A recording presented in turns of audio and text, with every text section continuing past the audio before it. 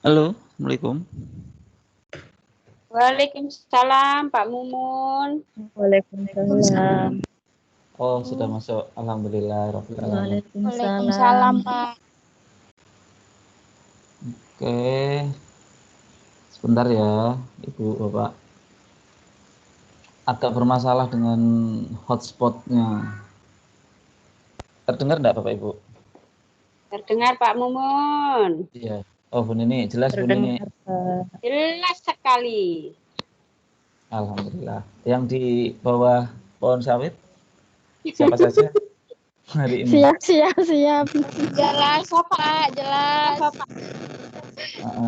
Siapa? Segarmas, terus Alto Pak. Alto, terus Alto. Raja Wali. Bagus ya Bu Nini. Alhamdulillah bagus Pak. Oke. Sudah hadir semua belum? Bu Nini coba dicek di sini, coba saya hitung juga jumlah partisipannya.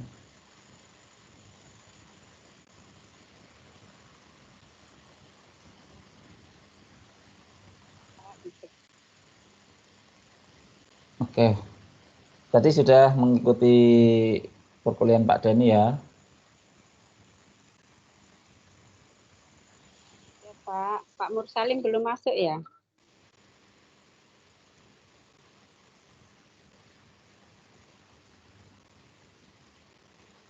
Pak Mursalim belum masuk Pak. Pak Mursalim belum. Coba kita lihat.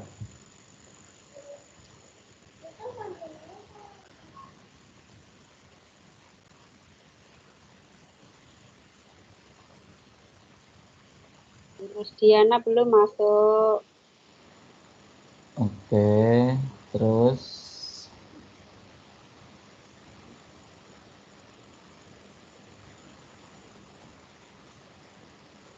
oke, ada lagi sudah masuk.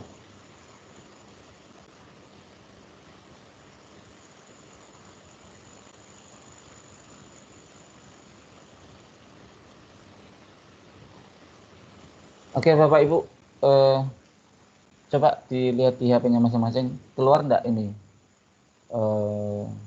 Keluar Pak. Keluar Pak, keluar. Oke, alhamdulillah. Ya, Pendidikan Pak. IPS di SD.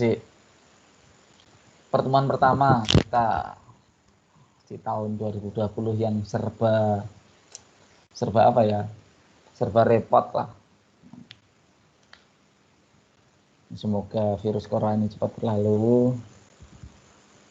Terus kita bisa kumpul lagi, tatap muka lagi macam biasa. Rindu itu kumpul bersama. Amin. Iya Pak, sama. Oke, Bapak Ibu, sebelumnya sudah disiapkan buku tulisnya, pulpen untuk mencatat materi. Ya Pak. Siap. Pak. Oke, mantap, luar biasa. UT Sarawak itu termasuk salah satu UT yang paling rajin gurunya.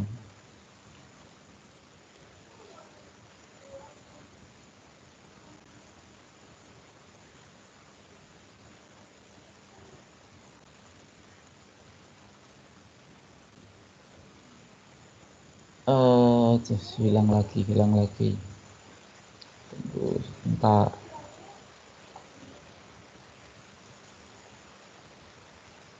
Bu Nini. Ya Pak. Oke.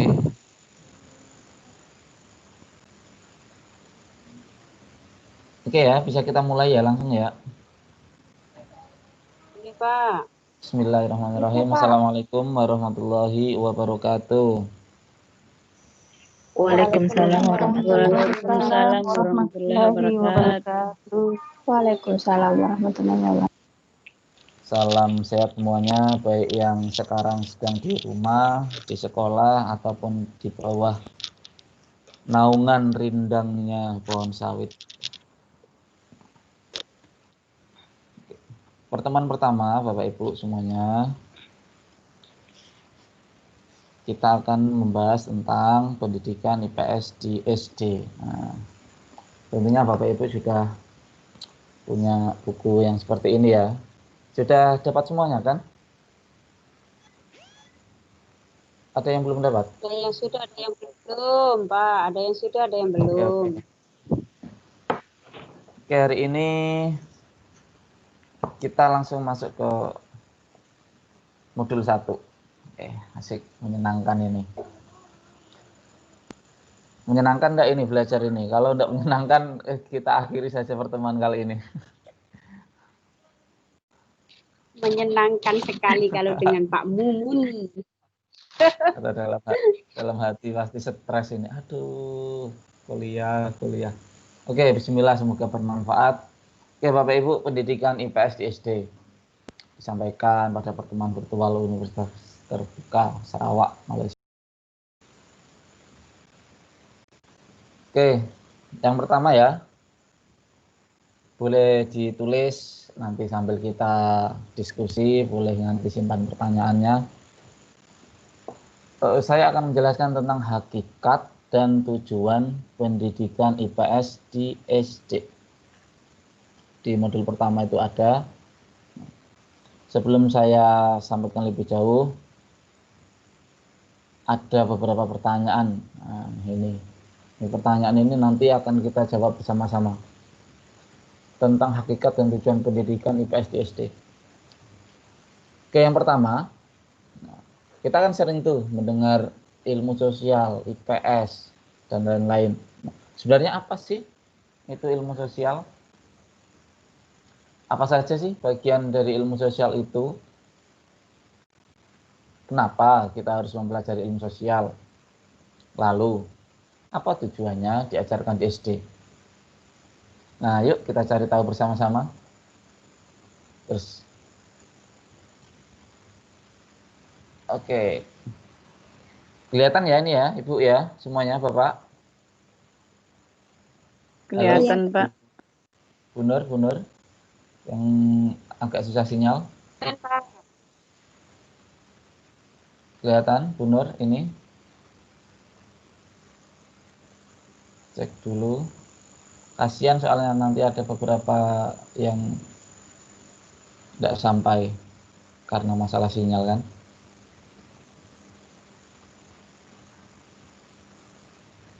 Oke ya Bun, ini ya kelihatan ya.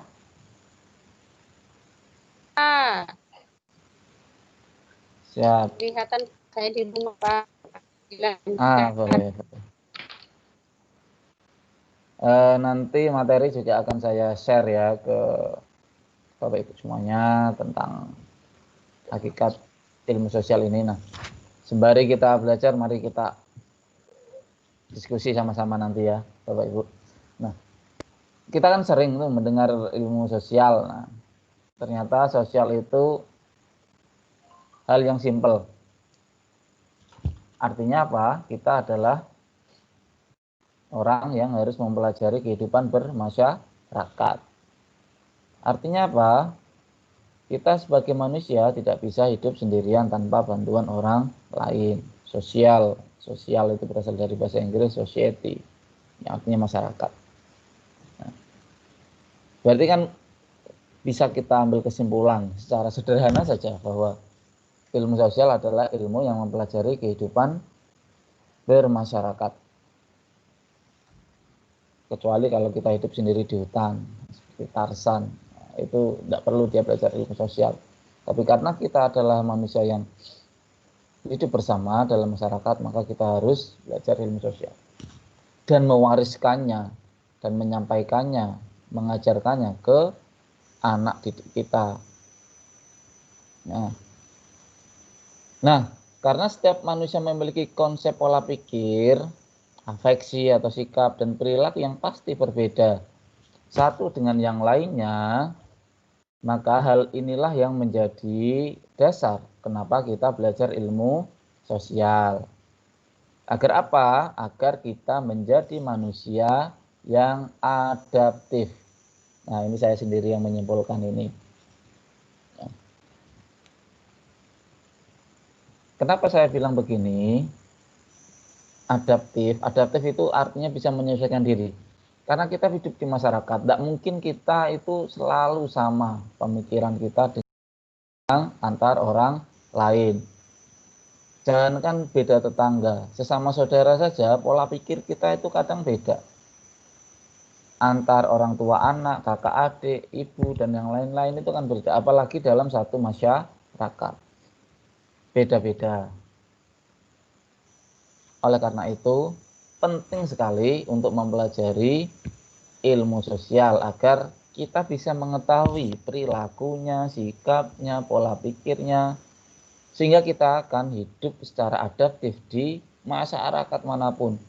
Entah itu nanti kita hidup di masyarakat di kampung kita masing-masing, atau ketika kita pergi merantau, dan yang lain-lain. Dengan mempelajari ilmu sosial, kita akan bisa eksis dimanapun kita berada. Nah, itu ya intinya. Oke, lanjut.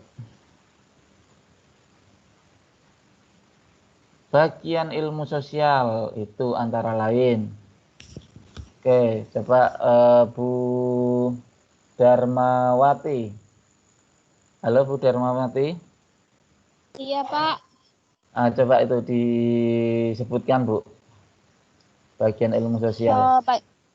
Bagian ilmu sosial itu antara lain ekonomi, sejarah, geografi, sosiologi, politik, psikologi, dan antropologi. Oke, ini garis besar ya. Makasih Bu. Sama-sama, Pak. Nah, tapi masih ada titik duanya itu, maksudnya apa? Oke, sebelum kita akan membahas tentang lebih rinci tentang perbedaan ilmu sosial satu dengan yang lainnya, yang tadi saya sebutkan bahwa ilmu sosial itu kan mempelajari kehidupan masyarakat. Nah, dalam masyarakat itu kan banyak hal. Dari mulai hubungannya, interaksinya, interaksi hubungan antar orang itu masuk ke sosiologi. Oke, kerja, saling membantu, dapat upah, itu masuk ke ranah ekonomi. Mempelajari tentang asal muasal desanya, sejarahnya, nah itu masuk ke sejarah. Sejarah. Kemudian mempelajari tentang wilayahnya, di dataran tinggi kah, rendah kah, pinggir sungai kah, gunung, atau di atas awan mungkin. Nah, itu masuk ke aspek geografi. Nah, aturan-aturan di masyarakat yang dibentuk oleh kepala desa, perangkat desa, untuk ketertiban masyarakat itu masuk ke aspek politik. Nah, kesesuaian diri dengan lingkungan, sikap kita menghadapi masalah-masalah di masyarakat, sikap kita menghadapi tetangga yang mungkin suka ngomel, yang mungkin suka marah-marah padahal kita tidak pernah salah, atau mungkin menghadapi masalah kehidupan yang bersifat personal, itu masuk ke aspek psikologi. Nah, yang terakhir, antropologi ini berkaitan dengan sesuatu yang bersifat adat istiadat, budaya. Mungkin di satu kampung itu ada budaya dalam aspek tariannya, spiritualnya, ritual-ritualnya. Nah, itu masuk ke aspek antropologi. Jadi semuanya memiliki kaidah masing-masing ya Bapak Ibu semuanya. Nah, di SD anak-anak itu tidak mempelajari semuanya satu persatu, melainkan secara umum. Hal-hal yang lebih dasar dirangkum menjadi lebih sederhana secara umum. Nah, itu yang akan kita pelajari.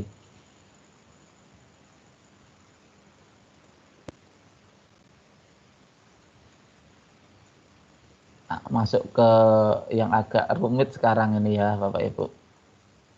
Tapi sebelumnya kita lihat yang ada buku ya, coba dilihat ya. Saya mau bertanya kepada Bapak Ibu lah. Mumpung masih ada kesempatan. Ke siapa dulu? Oke, tes dulu ke Bu Nini dulu. Halo Bu Nini. Ya, Pak. Oke, ada pegang bukunya Bu. Ada, Pak. Oke, ini dia. Lumayan ini. Kita interaksi sambil menjawab pertanyaan. Oke, tes formatif. Ini biar Ibu Bapak tahu bahwa beberapa ilmu sosial itu memiliki titik beratnya masing-masing. Contoh ini soal nomor 4. Nomor 2 dulu. Coba Bu Nini dibaca Bu Nini. Soal nomor 2. Tes formatif 1. Halaman Nomor 2, Pak. ya. Kita dapat menghayati bahwa setelah sekian lama menyendiri di rumah, kita merasakan kesunyian yang hakikatnya merupakan ungkapan dorongan. A. Aspek politik. B. Aspek ekonomi. C. Aspek geografi. D. Aspek hubungan sosial. Nah, coba Bu Nini kira-kira apa jawabannya?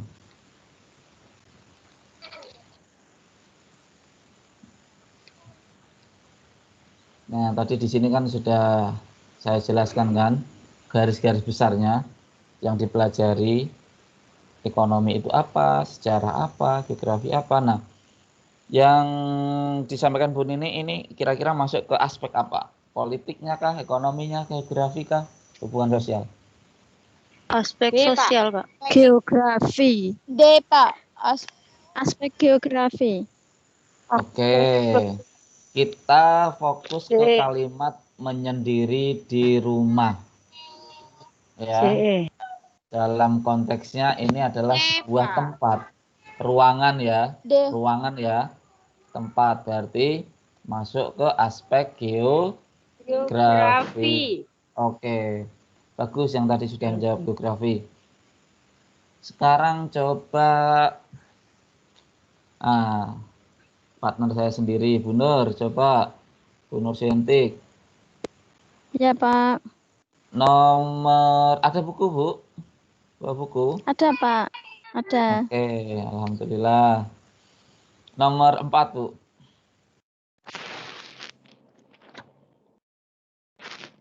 Dalam keluarga, si ayah selaku kepala keluarga berupaya mempertahankan aturan untuk menjamin ketentraman, keamanan, dan kesejahteraan untuk seluruh anggotanya. Perilaku yang demikian itu merupakan cermin politik, aspek politik. Aspek politik. Di situ ada 4 jawaban ya, aspek ekonomi, politik, sejarah, dan psikologi. Oke.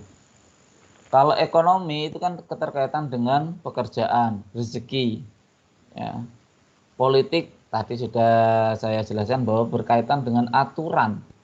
Oke, berarti jawabannya adalah aspek politik, betul. Yang C, aspek sejarah itu tentang hal-hal yang bersifat masa lalu, psikologi berkaitan dengan sesuatu yang bersifat personal.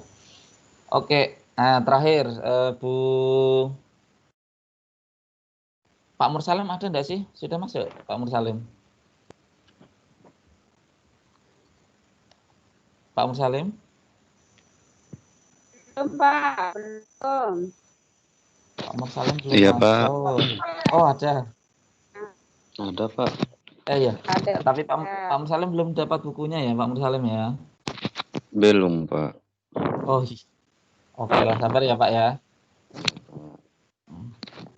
Kalau begitu, nah penasaran dengan Bu Darmawati lah, Bu Dharma, yuk terakhir ini kita coba latihan. Iya, Pak. Nomor Iya, Pak. 5, Bu. Nomor 5. Nomor 5, seperti telah kita ketahui bersama, manusia merupakan makhluk hidup termuda yang hadir di permukaan bumi ini. Namun demikian, manusia telah membawa perkembangan dan perubahan di permukaan bumi yang demikian pesat sebagai akibat mengembangkan A. Aspek ekonomi, aspek sejarah, C. Aspek budaya, D. Aspek geografi. Menurut saya, Pak, aspek ekonomi. Aspek ekonomi ya. Nah, kita fokus ke makhluk hidup termuda yang hadir di permukaan bumi, manusia. Nah, sebelum manusia kan ada makhluk yang lain, dinosaurus. Bu Darmawati, apa tadi Bu? Ekonomi ya? Iya. Bu Darmawati, ekonomi. Iya, Pak. Oke, ada yang menjawab lain coba? Yang lain? Aspek budaya. Budaya. Oh, Budaya, Pak. Oke, betul sekali bahwa manusia itu menghasilkan budaya. Jadi ini kan tidak ada keterkaitan dengan kerja, uang, tukar, menukar ya Bu. Jadi aspek ekonomi itu tidak masuk. Fokus Yang ke benar adalah fokus ke aspek pengembangan. budaya. Oke ya, perkembangan dan perubahan di permukaan bumi. Bumi itu akan baik atau tidak tergantung dari budaya yang diciptakan oleh manusia.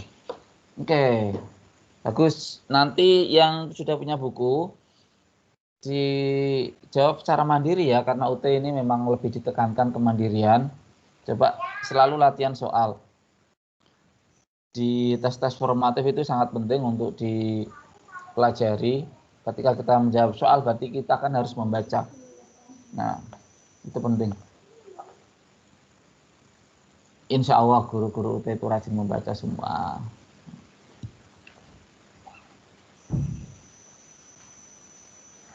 Lanjut ya ke kegiatan belajar kedua ya.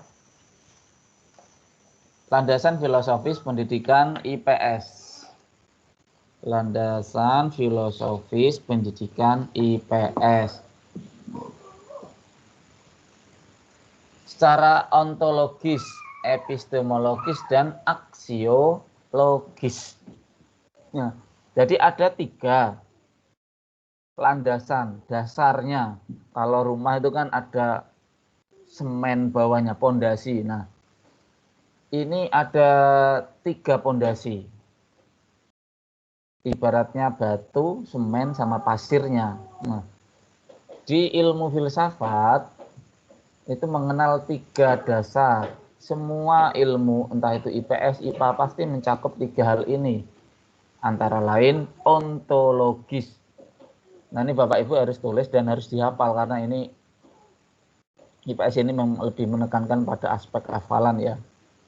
Mau tidak mau kita memang harus hafal dulu baru memahami.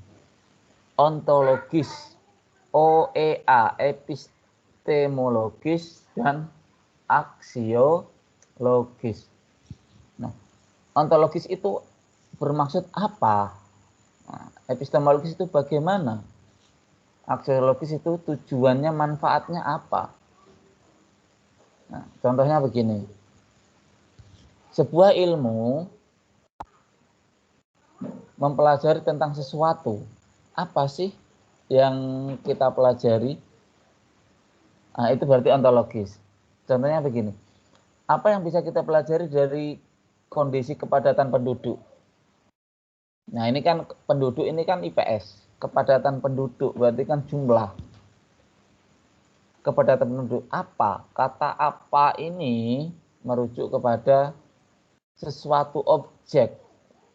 Ontologis itu berarti apa? Objek, materi yang harus kita pelajari. Nah, berarti ontologis untuk yang kasus ini jawabannya adalah IPS khusus ke geografi. Nah, epistemologis itu pertanyaan tentang bagaimana, terus bagaimana cara atau metode untuk mempelajarinya. Muncullah ilmu geografi tentang populasi untuk mempelajari tentang kepadatan penduduk. Yang terakhir, aksiologis, solusi yang kita dapat dari mempelajari hal ini itu apa? Manfaatnya apa? Itu aksiologis. Nah, dengan kita menciptakan ilmu geografi, membuat metode ilmu geografi, dan harus tahu solusinya,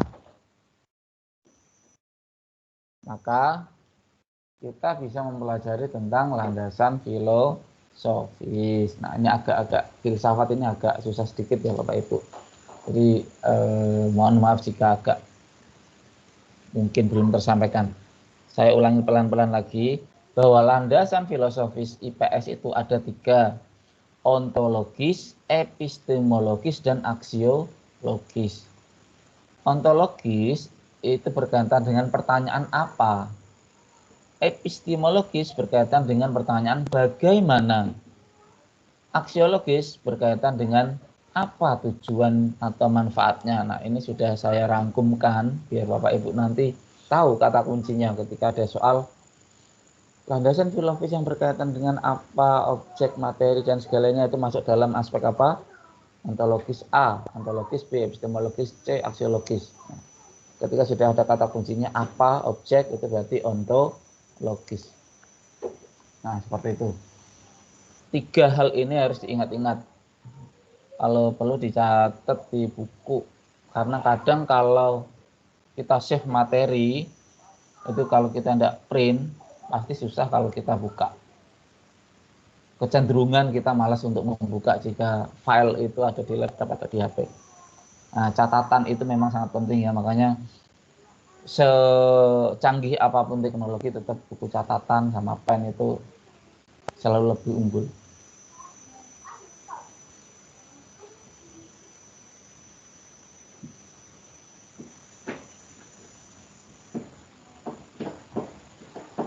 Nah, sekarang kita langsung masuk ke diskusi saja. Bu, siapa lagi ya? Bu Ladang 3, yang dari Ladang 3 Bu. Mohon maaf ya Bu, saya Ya, lupa Pak. namanya. Bu Asrida, Pak. Bu Asrida yang cantik. Mohon maaf. Ya Bu Asrida. Nah, Pak. pasti Bu Asrida agak pusing ini landasan filosofis ini kan. Ada bukunya kan Bu? Ada, Pak. Oke, asik sekali ini. Coba Bu, kita langsung diskusi saja tes formatif 2. Ya, Pak. Sudah Bu, dibuka tes formatif 2-nya. Ya. Langsung nomor 2 coba Bu, dibaca Bu. Nah, biar jelas kita kira Nomor masuk 2. nggak ini nanti. Dalam landasan filosofis pendidikan IPS terdapat aspek dalam menentukan objek kajian pokok dan dimensi pengembangan pendidikan IPS sebagai pendidikan disiplin ilmu. Hal tersebut termasuk dalam A. Aspek ontologis, B. Aspek epistemologis, C. Aspek aksiologis, D. Aspek pedagogis. Jawabannya apa? Aspek ontologis. Langsung kok bisa ini ya? Bagus ini, pandai Bu Asrida emang. Ada hal pertanyaan apa kan Pak? Oke, berarti masuk ya. Sip. Betul. Mantap Bu Asrida, terima kasih. Ya, ontologis berarti berkaitan dengan apa objek kajian dari ilmu itu sendiri. Coba nomor 3 Bu yang dari Lambir, Bu. Lama enggak jumpa kita ini, jadi agak lupa nama-nama. Adakah? Bu Sundari. Bu Sundari, ada enggak Bu Sundari? Rindu saya. Bu Sundari? Ada? Halo? Bu Sundari?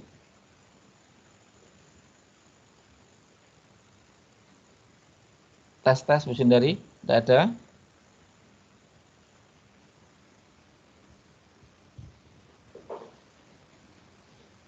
Halo Bu Sundari? Bu Siti ada Bu Siti? Bu Siti Saremas. Halo? Kayaknya keluar deh Pak. Halo Pak. Halo. Ada? Sundari. Ini Bu Sundari? Ada Pak. Ya. Alhamdulillah Bu Sundari. Apa kareba? Karena belum ada cemo Pak. Depa Manasu. Depa Manasu. Hmm. Hujan, Oke, Bu. Pak. Bu Sundari sudah dapat bukunya belum? Ya, ada, Bu. Ada, Pak. Oke.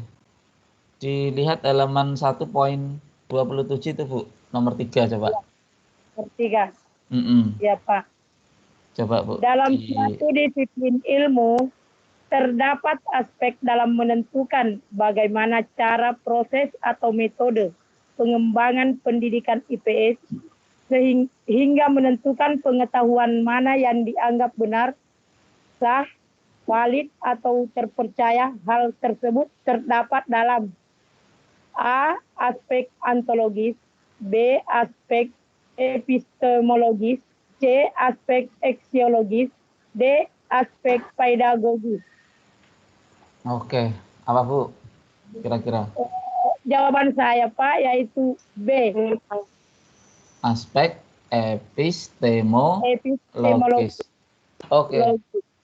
Betul, Bu. Oke ya Bapak Ibu, berarti sudah bisa mengetahui ya kata kuncinya ya. Ontologis, epistemologis, aksiologis. Yang perlu dilakukan hanyalah menghafalnya saja. Ontologis, epistemologis, aksiologisnya. Apa, bagaimana, dan tujuannya apa. Itu.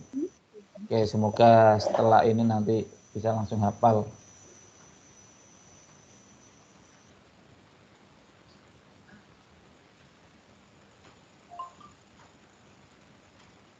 Yang ini kelihatan, Bu, perkembangan kurikulum pendidikan IPS di SD. Kelihatan, Pak. Kelihatan, Pak. Oke, alhamdulillah. Nah, IPS, ilmu pengetahuan sosial, itu sejarahnya panjang. Setelah kita mempelajari tentang hakikatnya, landasan filosofisnya, poin-poin pentingnya, yang penting kita memahami, sekarang kita coba langsung ke praktik yang pernah dilakukan di Indonesia. Artinya maksudnya IPS ini yang pernah diterapkan di Indonesia, kurikulum Indonesia untuk SD ya ini ya Bapak Ibu. Sekali lagi ini mungkin lebih ke penekanan hafalan juga ya Bapak Ibu, tapi pemahaman itu lebih utama karena berkaitan dengan tahun. Perkembangan kurikulum pendidikan IPS di SD itu dimulai pada tahun 64. Saya belum lahir tahun ini, 64. Lalu berubah pada tahun 1968.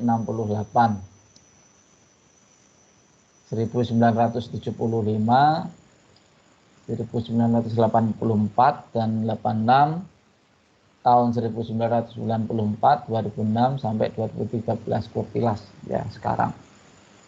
Nah, untuk yang selayang pandang, tahun 2006, yang agak sering ya dibahas atau salah satu kurikulum yang agak panjang masanya itu termasuk tahun 2006 ini, kurikulum tahun 2006. Nah, 2006 berarti saya itu SMA.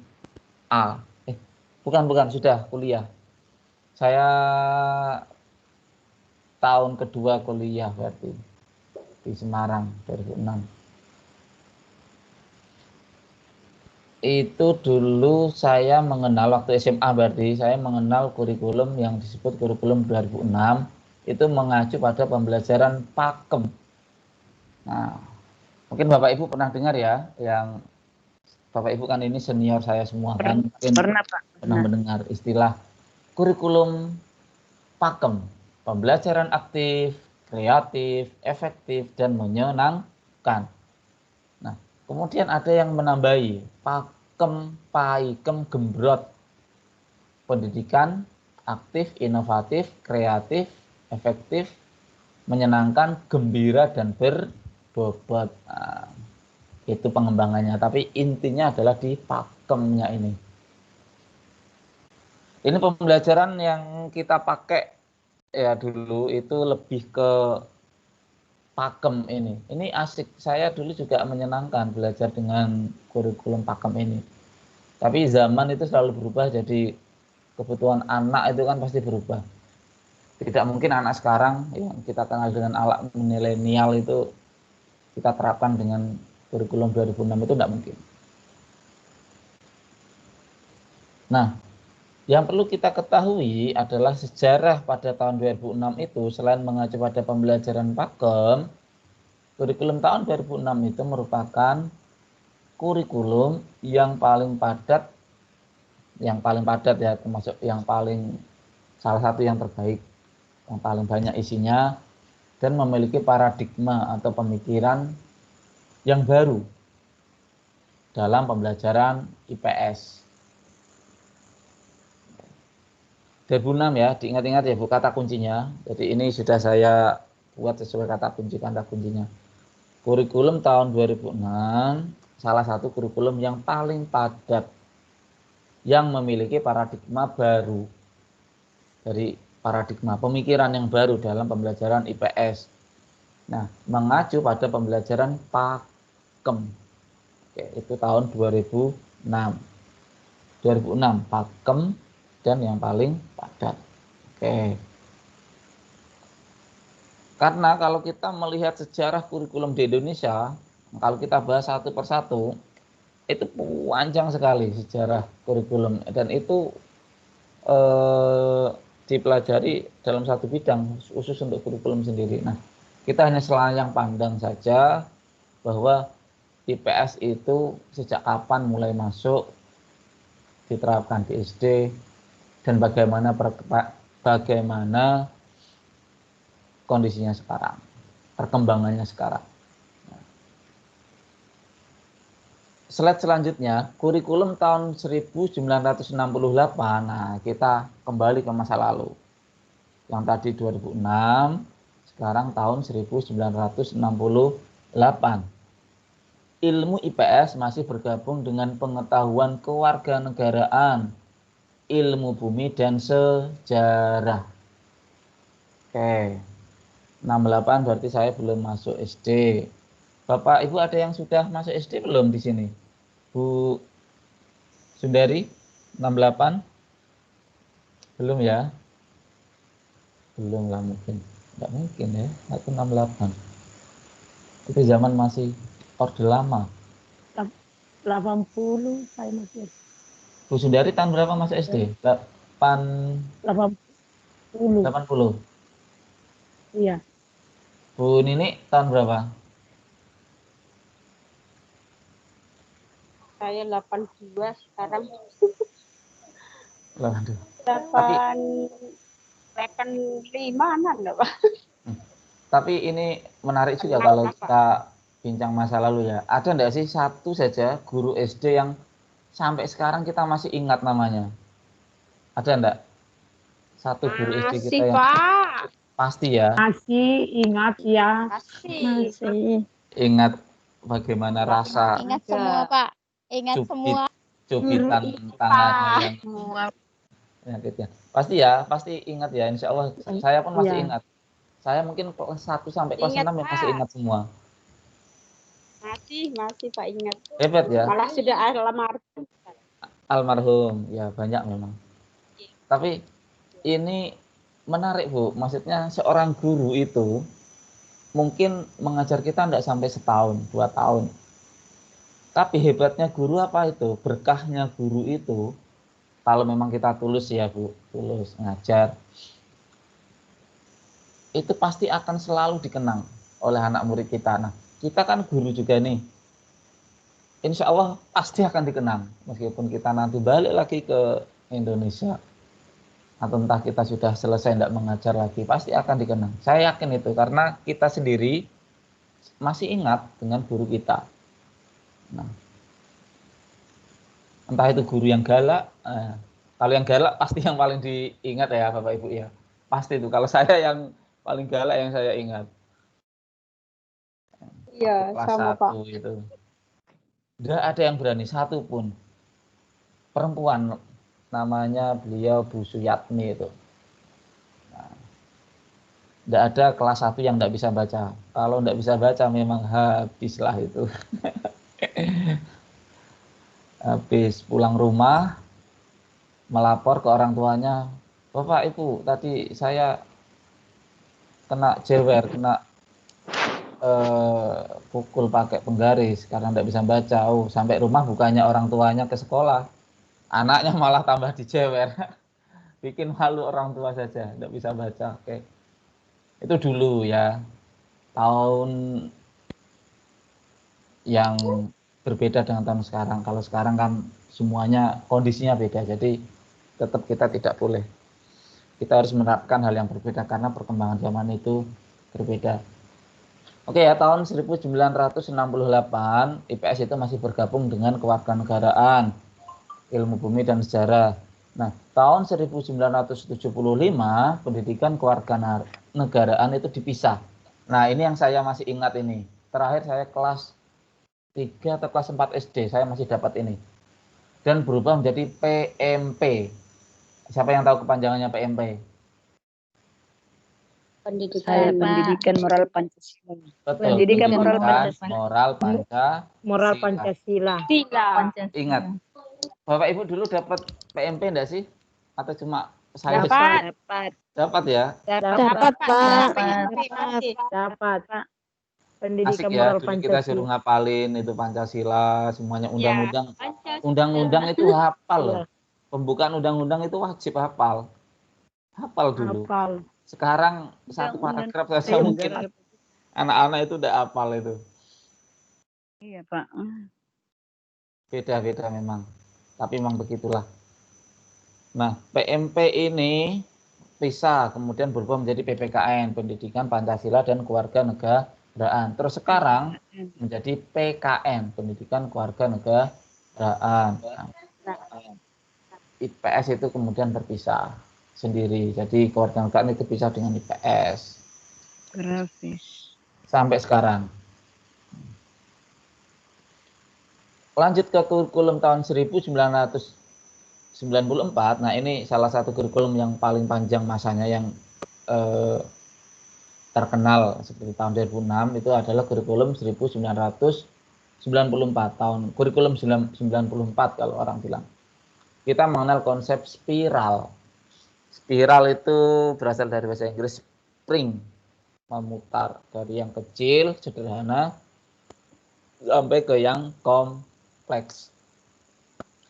Tahun 94. Iya, betul, berarti saya 94 itu mungkin kelas 4 SD kah.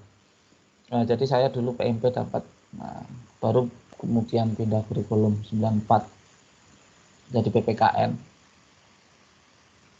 Oke, Bapak Ibu ya, coba diingat kembali kurikulum yang sering keluar ya, yang sering dibahas itu adalah kurikulum tahun 68, yaitu IPS masih bergabung dengan kewarganegaraan, ilmu bumi dan sejarah. Yang kedua, kurikulum tahun 94. Nah, 68 94 itu mengenal konsep spiral. Yang ketiga adalah kurikulum tahun 2006 yang kita mengenal istilah pakem. Nah, udah yang semuanya tetap diingat, dihafalkan, tapi 3 tahun kurikulum di 3 tahun ini paling tidak kita harus menguasainya di luar kepala ya. 68, 94 dan 2006. Nah, sekarang kita kurtilas. Kalau kurtilas itu sekarang ya, IPS itu kan tidak ada di kelas 1 sampai kelas 3. Semuanya lah sampai kelas 6. Kita memakai tematik. Nah, di dalam tematik itu terangkum materi IPS. Itu ada sejarahnya, ada geografinya, ada sosiologinya, tapi yang dasar-dasar saja.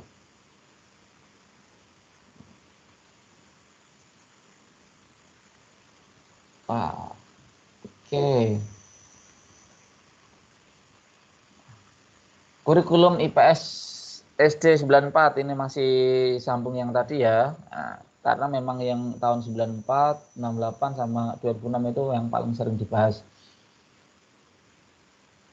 Kurikulum 94 ini mengacu beberapa teknik pengembangan materi.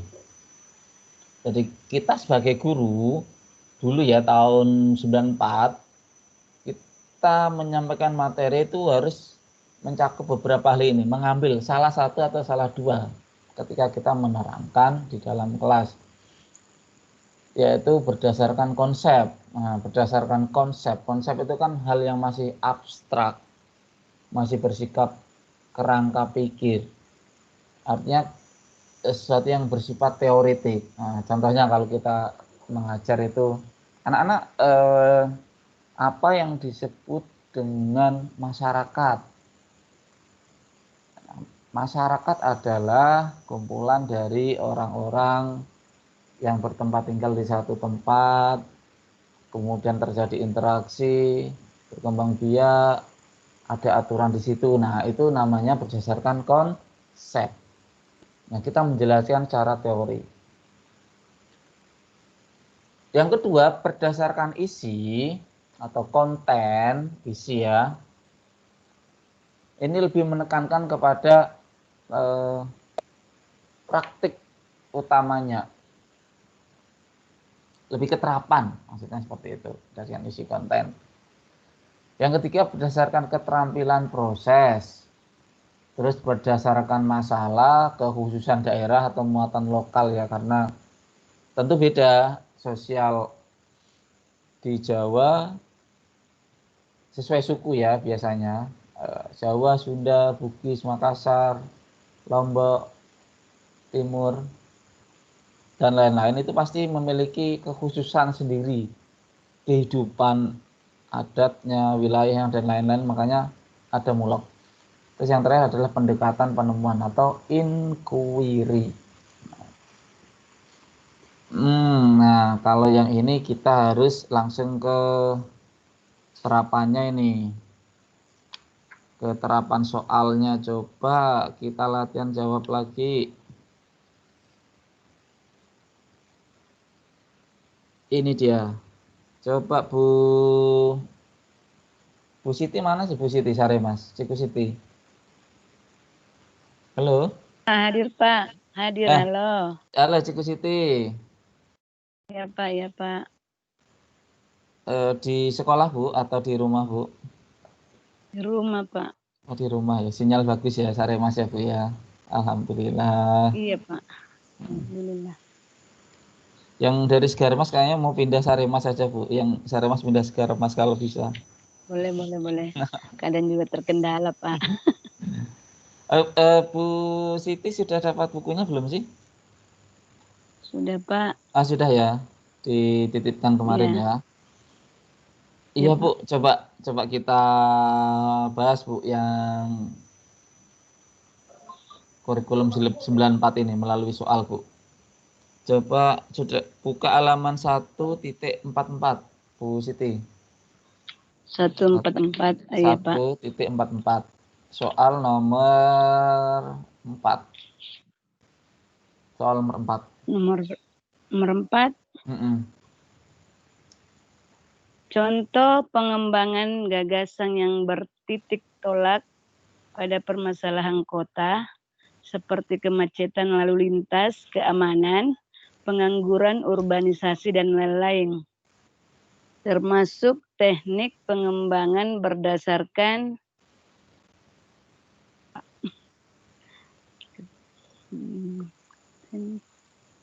Pak, masalah. Konten, proses, masalah, dan minat. Oke. Ya. Ketika kita mempelajari sesuatu, maka kita harus tahu kata kuncinya. Entah itu sebuah cerita, entah itu sebuah soal. Nah, itu pasti ada kata kuncinya. Nah, di sini disebutkan kata kuncinya adalah permasalahan. Ada kata permasalahan kota, macet, lalu lintas, keamanan, urbanisasi, dan lain-lain. Nah, berarti teknik pengembangan materi ini berdasarkan pada C, masalah. Betul sekali. Nomor 5, Bu Rasmi. Ada Bu Rasmi hadir? Iya Pak, hadir Pak. Bu Rasmi atau Bu Ibaba? Sama, Pak. Dua-duanya, Pak. Sama. Semoga naik haji tahun depan, Bu. Amin. Terus Dimulai aja sudah, Pak.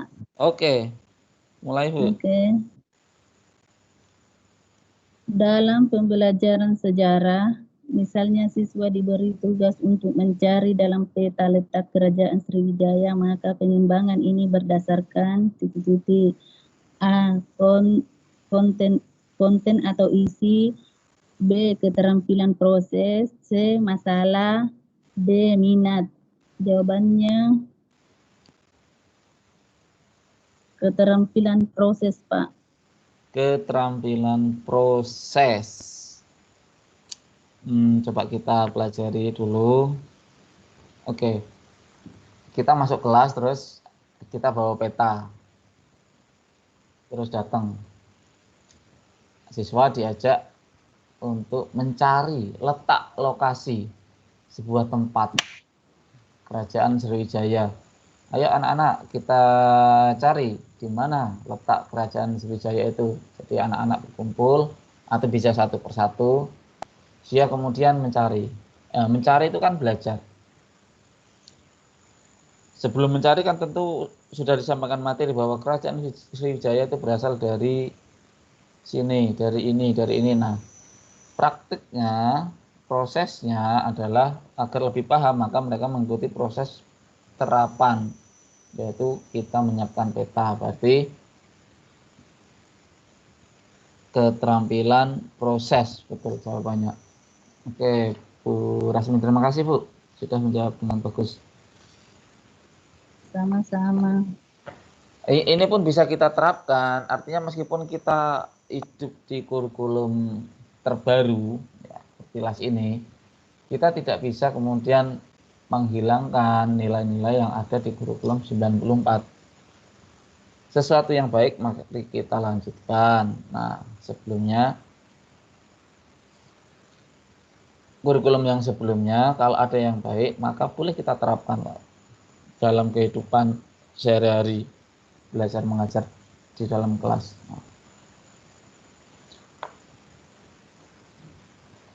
Sekarang kita coba nomor 10.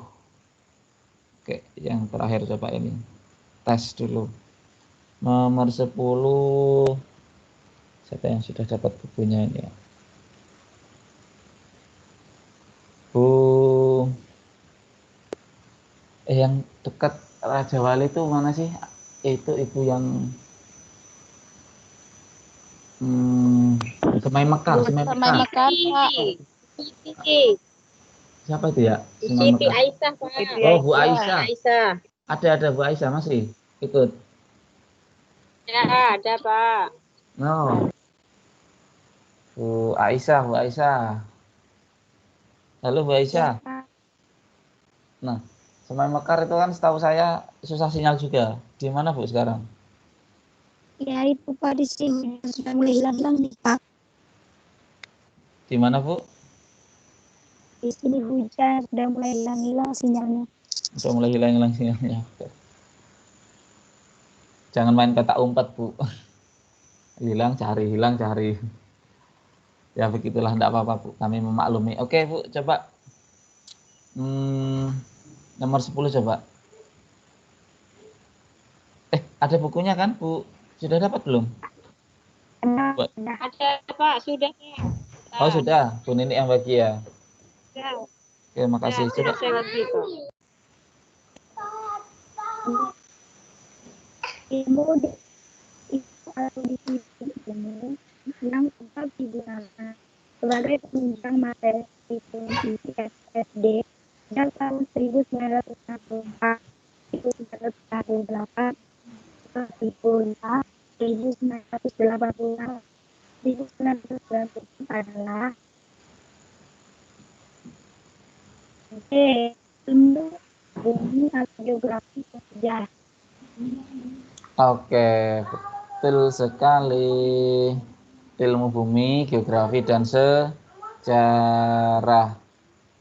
Masuk. Oke Bu Aisyah, terima kasih Bu.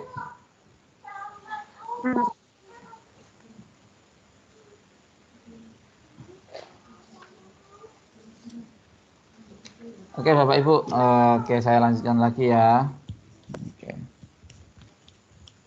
Sambil santai-santai, sambil baca-baca di rumah. Boleh kalau sambil minum juga boleh.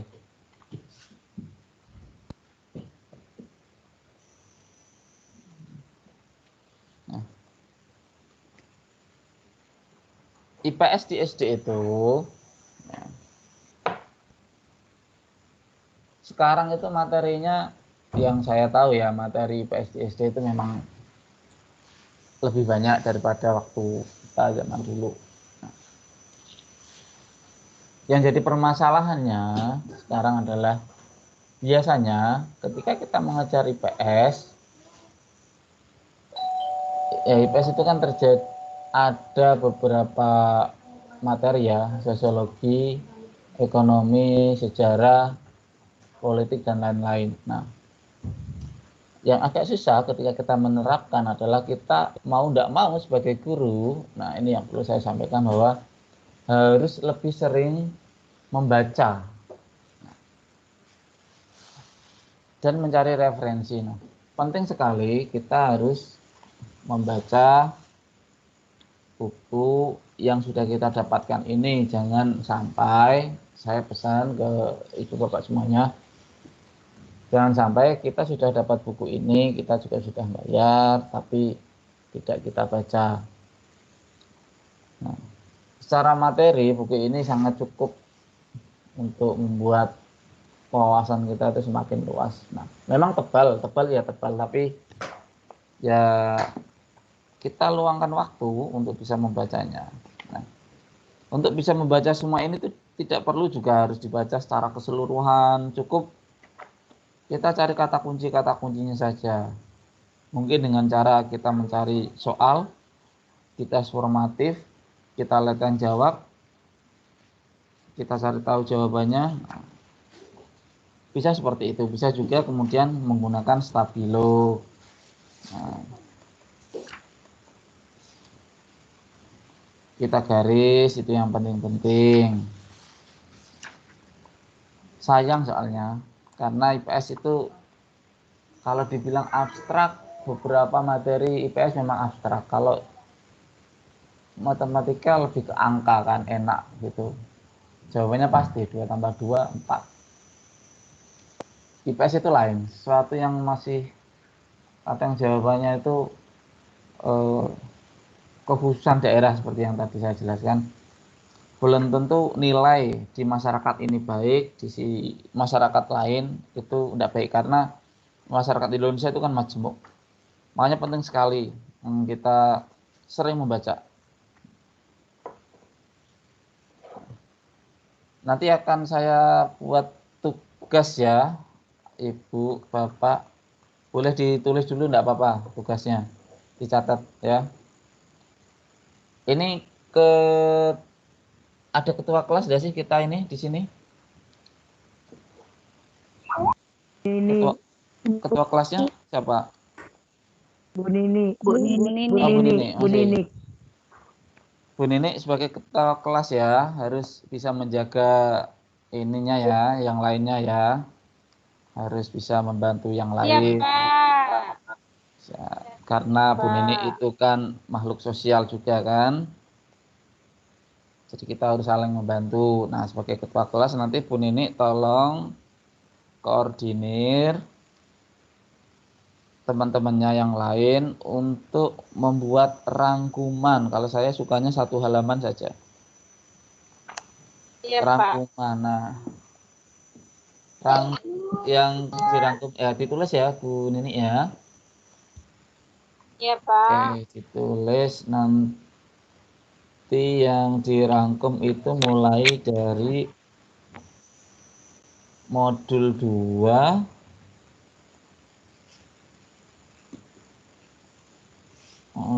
saya sambil cek juga ini di buku.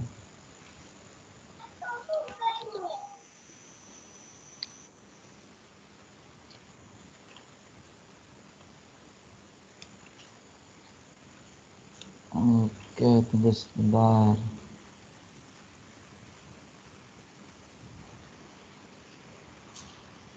Jenis pekerjaan. Oke. Kompetensi kurikulum tingkat siswa.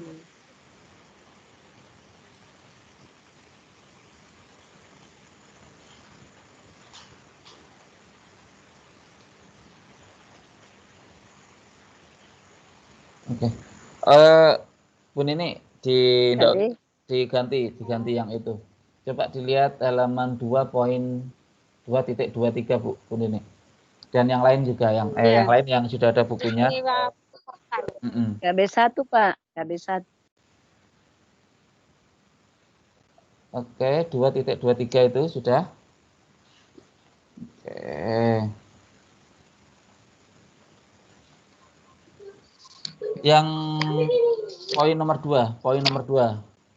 Tugas Anda adalah melakukan identifikasi terhadap peristiwa, fakta-fakta, konsep-konsep, dan generalisasi sebagai bahan ajar Anda di kelas rendah dengan topik sebagai berikut. Jenis-jenis pekerjaan, pentingnya semangat kerja, kegiatan jual beli di lingkungan rumah dan sekolah, sejarah uang, penggunaan uang sesuai dengan kebutuhan. Nah, tugas ibu bapak semuanya di sini adalah itu kan ada A, B, C, D, E, ada 5 topik, ya ada 5 topik. Tugasnya adalah setiap orang membuat seperti makalah, artikel tapi singkat, penjelasan saja, bukan yang berhalaman-halaman. 5 ini jadi 1 halaman, 1 halaman saja cukup materinya. Jadi contohnya Bapak Ibu hanya menjelaskan saja. Contoh jenis-jenis pekerjaan. Nah, jenis-jenis pekerjaan ini kan masuk kehidupan sosial kan, ilmu sosial kan. IPS itu jenis-jenis pekerjaan. IPS apa? IPS ekonomi. Contoh masuk di kelas terus anak-anak kita akan belajar tentang jenis-jenis pekerjaan. Ayo coba siapa yang punya cita-cita jadi guru, coba angkat tangan. Nah, tuh anak-anak angkat tangan. Siapa yang menjadi dokter? Siapa yang jadi polisi? Ya, dulu kan gitu, kalau enggak guru, dokter, polisi, yang paling tinggi apa? Presiden. Wah, kalau ada anak yang ingin jadi presiden itu luar biasa itu. Nah, tapi sekarang kan enggak. Sekarang jenis perbedaan kan banyak sekali. Sekarang yang lagi ramai itu apa? Pekerjaan. Bapak Ibu tahu enggak sekarang pekerjaan yang santai tapi menghasilkan banyak uang? Milenial. YouTuber, betul sekali. Nah, itu kan kita kan seperti tidak pernah menyampaikan ke anak-anak kan bahwa pekerjaan itu ternyata ada banyak jenis. Salah satunya YouTuber vlog ya. Itu penghasilannya tinggi sekali loh. Artis-artis sekarang larinya ke YouTube. Nah,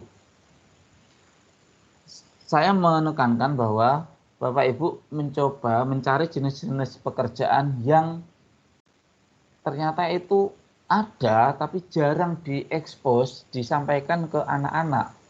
Seperti YouTuber atau editing film, nah fotografi itu kan jarang. Anak-anak SD itu kan taunya hanya pekerjaan yang dilihat. Kalau di ladang sawit ya, saya mau jadi mandor Pak, saya mau jadi penyapit. Nah itu kan hal-hal yang terlihat, yang jarang terlihat. Sekarang kan kita hidup di zaman milenial. Nah coba nanti Bapak Ibu coba cari referensi, boleh searching Google, boleh Opera Mini, boleh buka di YouTube juga boleh. Pekerjaan-pekerjaan sekarang yang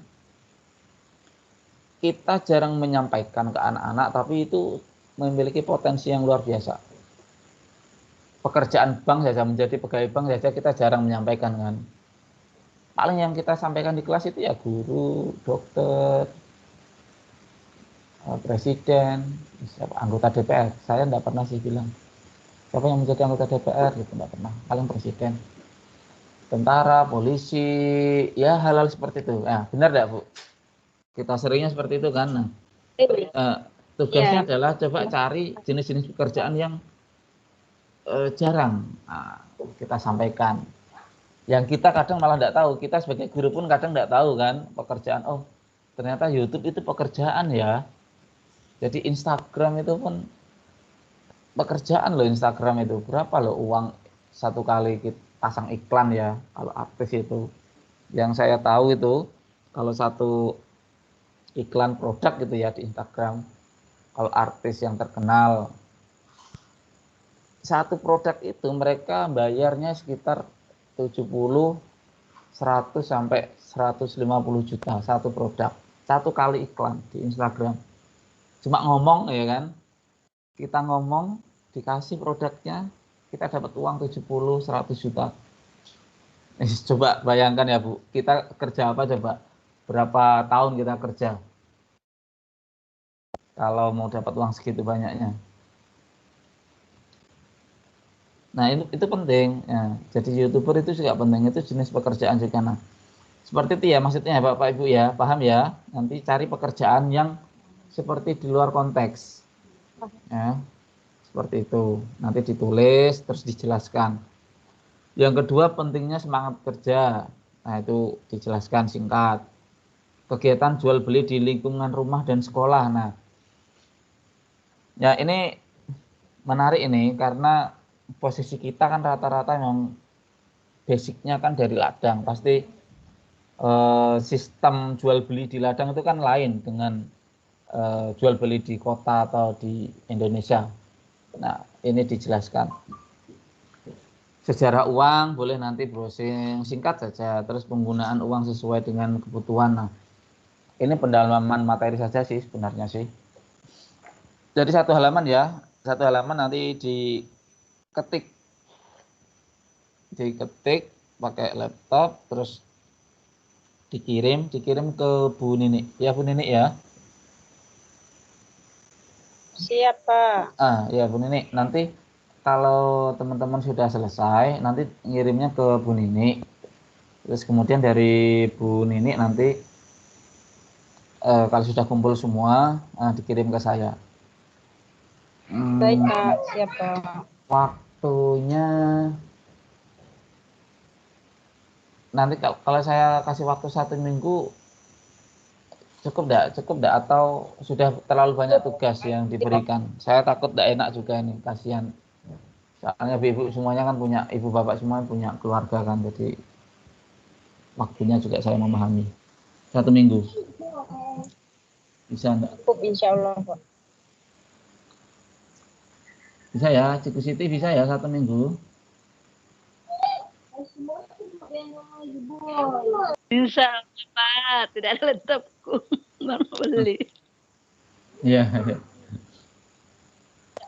Yang ya memang kita harus dituntut untuk bisa menggunakan laptop juga kan, ya ibu bapak semuanya. Makanya saya menyarankan untuk diketik. Jatuh laptopku pecah, baru mau ganti. Astagfirullah, kasihan Bu. Siap beli. Bisa saya belikan, nyicil 5 kali ke saya Bu. 4.000 tapi ya. Boleh Pak? Mau. Mau lah. Pak Mumun, ini tugasnya Pak Mumun. Halo Pak Mumun. Ya. Halo Pak Mumun, ini Ya, tugasnya setiap A ini 1 lembar atau A sampai E 1 lembar, 1 halaman.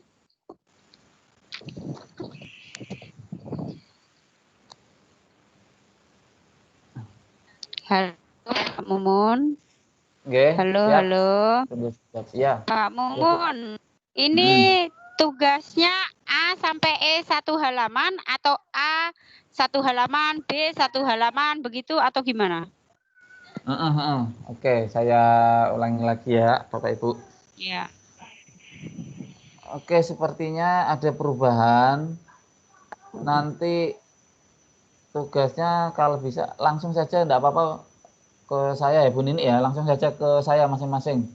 Iya Pak, iya.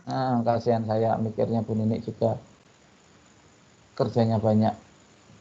Oke ya Bapak Ibu ya, kirimnya langsung ke WhatsApp saya ya. Maksudnya Bu Nini Pak, itu yang PR-nya itu Pak, kita. apakah Yang satu A sampai halaman E itu ya, satu halaman A ya. sampai E ya? Satu halaman. Satu halaman A saja. sampai E Cukup satu nggak? halaman saja ya Pak ya. Tidak Satu A halaman. satu halaman, B satu halaman, begitu tidak? Semuanya A sampai E. Iya, Semuanya satu halaman saja Pak. Itu tidak banyak kok. Karena Iya, saya Pak.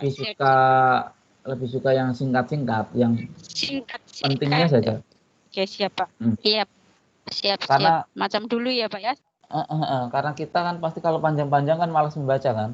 Bapak Ibu sendiri menyadari enggak kalau yang panjang-panjang itu malas baca? Nah, Iya, makanya Pak. cukup satu Iya halaman saja. Pak. Iya Pak. A sampai E satu halaman ya Pak ya. Ya, betul. Jenis-jenis pekerjaan. Kira-kira pekerjaan apa sih yang sekarang itu yang menarik lagi? Kerja di perminyakan kayaknya ya. Dulu kenapa saya waktu SD itu tidak pernah dikasih tahu bahwa kamu nanti kalau besar masuk ke teknik, terus bekerjalah di bagian kilang minyak atau tambang emas. Itu kita kan tidak pernah kan disampaikan hal seperti itu dulu kan. Ternyata banyak kan, tambang batu bara, mutiara, banyak sekali jenis pekerjaan yang kita tidak pernah dikasih tahu ketika kita waktu kecil. Nah, jangan sampai kita sebagai guru kita lupa bahwa pekerjaan-pekerjaan itu ada banyak jenisnya dan kita harus menyampaikan ke anak murid. Nah, itu hanya diperoleh ketika kita mengajarkan ilmu pendidikan sosial. Oke, Bapak Ibu, sudah lumayan ini 1,5 jam ya. Nah, habis ini masih ada ya, masih ada Pak Isnan kalau tidak salah. Iya, Pak. Ini Pak juga Isnan. pas jam istirahat, makan siang, sholat. Atas waktu pengiriman Biar nanti bisa lewat. langsung ke Pak Isnan. Yang di bawah sawit baterai masih cukup enggak? Aman, Pak. Bawa power bank. Iya, Tapi mau hujan. Nah, Ini sudah hujan, di sini sudah hujan. Saya tuh memahami betul kondisi yang tidak ada sinyal karena saya mengalami sendiri, makanya saya selalu bertanya gimana kondisinya. Tapi insya Allah kok ada ininya. Apa yang kita usahakan itu ada hasilnya nanti, pasti. Amin. Akan sia-sia. Oke, ini awal yang bisa saya sampaikan ya Ibu Bapak semuanya, masih memang tergolong abstrak karena kita memang harus mempelajari dasarnya dulu tentang apa itu sosial, apa itu IPS, apa saja bagian-bagian dari IPS itu, terus filsafatnya bagaimana, kurikulum di SD-nya itu sejarahnya bagaimana. Nah, itu saja untuk kali ini. Ya, 3 hal itulah yang bisa saya sampaikan kali ini. Setelah ini semoga bisa mendapatkan ilmu yang lebih baik di materi yang selanjutnya oleh Pak Isnan. Jadi masih ada waktu Ibu Bapak semuanya untuk istirahat dan sholat ya, istirahat dan sholat. Terima kasih. Oke, sebenarnya saya tuh agak canggung kalau virtual seperti ini Bapak Ibu. Nggak enak rasanya ya kalau kita nggak tatap muka langsung gitu. Ada yang aneh gitu, biasanya kita kumpul gitu. Saya tuh melihat kamera sendiri seperti ngomong sendiri itu lain. Jadi agak sangkut-sangkut. Jadi kayak bisa dibilang ya, mohon maaf kasarannya, kayak orang gila sendirian ini ngomong sendiri depan kamera, nggak lihat orangnya. Nah, kalau Bapak Ibu kan bisa ini lihat yang lain ya kan. Nah, Iya. ini kalau saya cuma lihat diri saya sendiri ngomong sendiri. Saya pengen kasih naik, kan rindu kan. Ah. Ya coba. Di on coba. Kan rindu. Jadi Ya semuanya lah di on lah semuanya coba. Oke. Ini dari Ya. kan rindu. Hanya kamu rindu kamu. Iyalah. Kita ini makhluk sosial. Kalau ada masalah kecil dengan yang lain itu ya tidak jadi masalah lah. Kita tetap bersaudara. Oke. Betul. Amun. Oke, ini Bu. Oh Bu. Coba ya saya baca Bu Asrida. Bu Asrida mana Bu Asrida? Bu Asrida.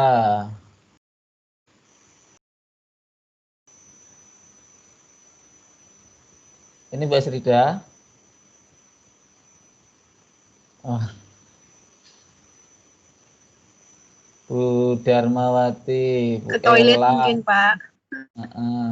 Wadah Bu Ella, Bu Ibaba, Pak Mursalim, Bu Nini, Bu Novita, Bu Nur, Bu Selvi. Oh iya Bu Selvi. Oh lama sekali. Nah ketahuan ini yang di bawah sawit ini. Akan dirimu bisa rindu sudah Amun. Banyak orang rindu. Ya, oke, yang mau hujan boleh. Oke Bapak Ibu semuanya terima kasih. Bu Aisyah, mana Bu Selvi tadi? Oh belum. Pak Mursalim. Yang paling ganteng Pak Mursalim. Iya, paling ganteng. Dia juara ganteng. Oke Bapak Ibu ya. Terima kasih. Jangan lupa UT itu lebih ditekankan kemandiriannya. Semoga Bapak Ibu bisa lebih rajin membaca secara pribadi. Insya Allah tidak ada yang berat jika kita masih bisa berusaha. Sekian dari saya. Assalamualaikum warahmatullahi wabarakatuh. Mohon maaf jika ada yang salah. Jumpa lagi minggu depan. Terima kasih Pak Mumun. Ya, sama-sama. Yuk. Jangan lupa sembahyang dulu, sholat, makan, istirahat. Iya Pak, sembahyang Iya, dulu, Pak. Terima kasih.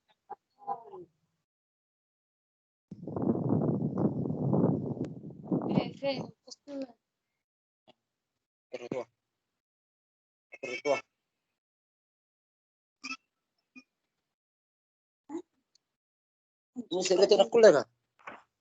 bahasa Mangkasa, dan di kulle.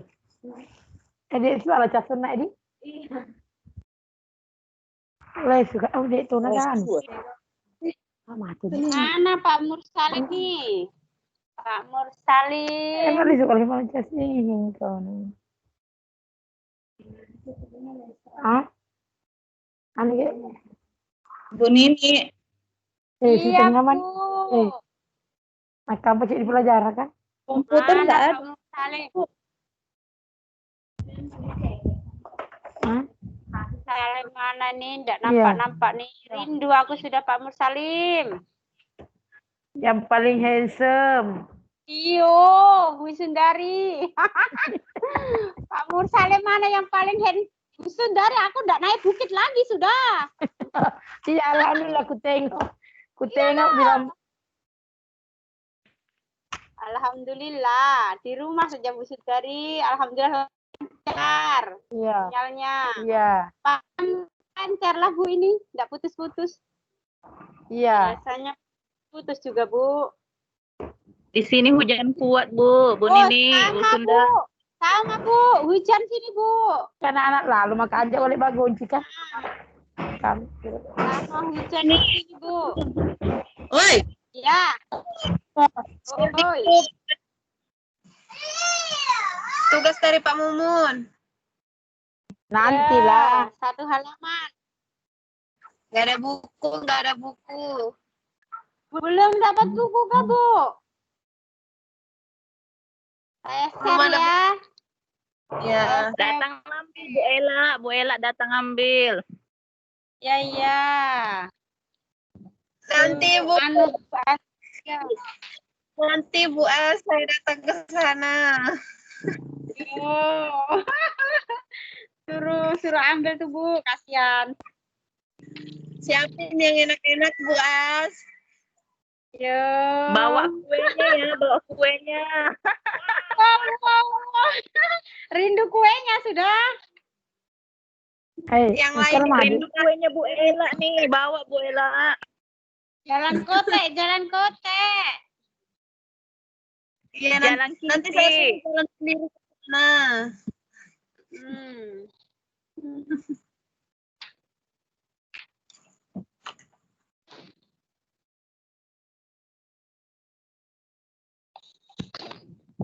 udah istirahat dulu, lanjut nanti. Siapin kopi. Oke, Bu. Oh. Ada di sebelah sudah Bu kopinya.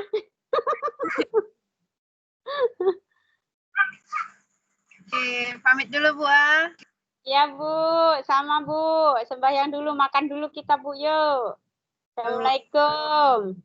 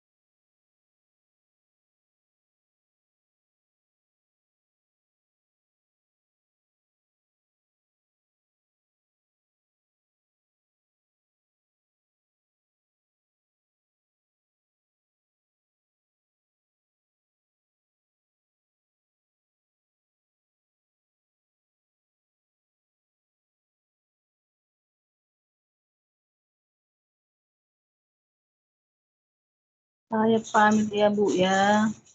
Assalamualaikum.